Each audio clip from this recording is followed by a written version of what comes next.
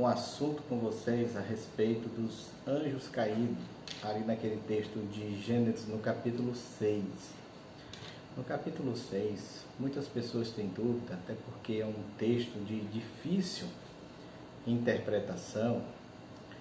Quando nós lemos o texto, a gente vai perceber que alguns estudiosos, eles têm as suas determinadas visões. Por exemplo, alguns estudiosos dizem que em Gênesis 6 está falando de anjos que caíram e coabitaram com as filhas dos homens, com as mulheres, e ali começou a gerar homens gigantes. Outros creem que o texto está falando de filhos de Deus, de homens que começaram a se misturar com as filhas dos homens, dos filhos de Deus, e eles passaram a ser poderosos, porque a palavra Nefilim significa homens violentos, homens poderosos. E por obter esse poder, começaram a possuir, ter a mulher que eles bem queriam. Já a nossa interpretação do texto, porque nós cremos que quando a Bíblia fala de filhos de Deus, está falando de... Sempre a Bíblia menciona filhos de Deus, quando é para anjo, é anjos obedientes. Nunca para anjos caídos. Anjos caídos a Bíblia chama de demônios, chama de espíritos malignos.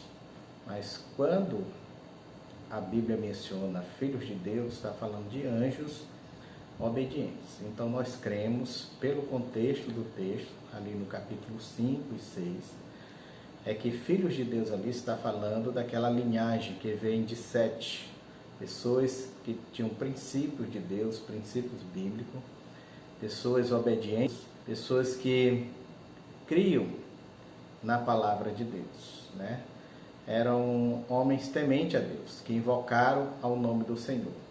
Então esses homens, eles começaram a se misturar com as filhas dos homens ali.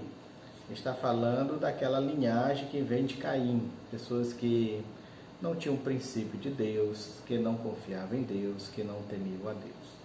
Então que a terra fica cheia de pessoas sem princípios, Eles passam a se misturar, e então que acontece o juízo de Deus com o dilúvio, como nós sabemos.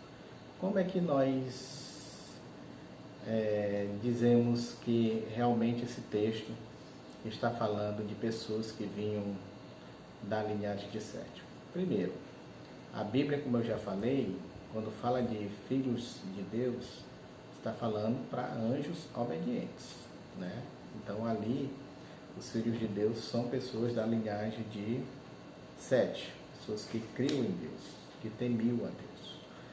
Jesus mesmo, em Mateus 22, versículo 30, ele falando da ressurreição e tendo ali uma discussão com religiosos, ele disse que